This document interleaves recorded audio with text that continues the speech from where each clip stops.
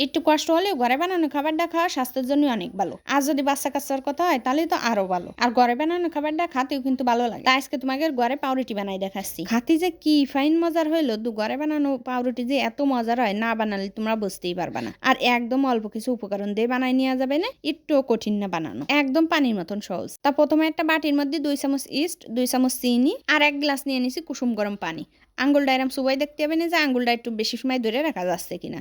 যদি ধরে রাখা যায় তাহলে এই পানিটা আর গবগবাই বাটির মধ্যে ঢেলে দিতে হবে না। এরপরে নাড়ি ছেড়ে 5 মিনিট মতন রেখে দিচ্ছি যাতে ইস্টটা অ্যাক্টিভ হয়ে যেতে পারে। ইস্টটা আগে এরম অ্যাক্টিভ করে নিলে বোঝা যায় যে কোন ইস্টটা ভালো আছে আর কোনটা খারাপ হয়ে গেছে। অনেক সময় দেখা যায় যে মেলা দিন ইস্টটা ঘরে রেখে দিলি ওই ইস্টটা দিয়ে পাউরুটি বানালে আর পাউরুটি ফুলতে চায় না, নষ্ট হয়ে যায় ইস্টটা। এই জন্য আগে যদি অ্যাক্টিভ করে নেওয়া যায় তাহলে বোঝা যায় যে কোন ইস্টটা ভালো আছে আর কোনটা খারাপ আছে। তার 5 মিনিট পরে আমার ইস্টটা একটু ফুলে উঠেছে, এটা আমি এক সাইডে রেখে দিয়ে আর একটা বাটি নিয়ে নিছি, এই যে বড় সাইজের। এরপর আমি 2 কাপ আটা নিয়ে নিছি, যেহেতু আটাটা সহজে সবার ঘরে পাওয়া যায় এই জন্য আটা দিয়েই বানালাম।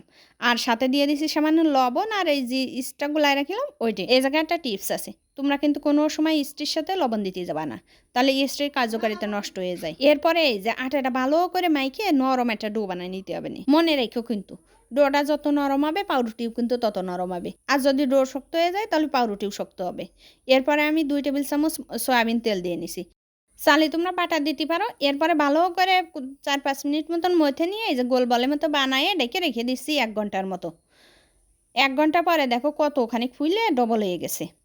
এখন আমি এটারে বাগ বাগ করে নিছি, তাহলে হচ্ছে সমান ভাগে বাগ করে নিয়ে রুটিগুলো বানাই নিয়ে যাবানি।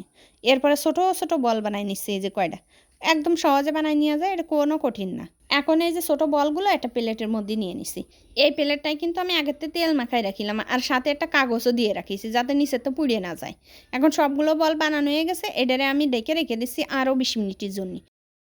20 মিনিট পরে দেখো ফুলটা কিন্তু ডবল হয়ে গেছে।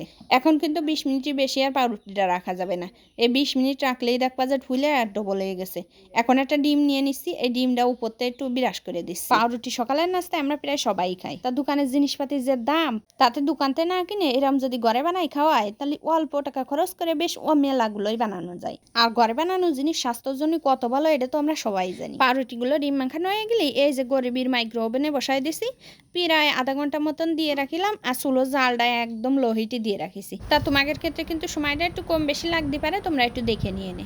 এই দেখো আমার পাউরুটিটা হয়ে গেছে আর কালারটা কি ফাইন যে আইছে আর খাতে যে কি ফাইন আইছে, একদম নরম তুলতুলে, মুখে দিলে যেন হাওয়াই মিষ্টির মতন উড়ে চলে যাচ্ছে সেরকম মনে আসছে। তা পাউরুটিটা চুলোতে নামানোর পরে কিন্তু উপরে একটু তেল কিংবা বাটার ব্রাশ করে নিতে হবে না, তাইলে উপরের অংশটা আর চামড়ার মতন শক্ত হয়ে যাবে না। আজকের মতন চলে যাচ্ছি, সবাই ভালো থাকো আর আমার জন্য দোয়া করো। আল্লাহ হাফেজ।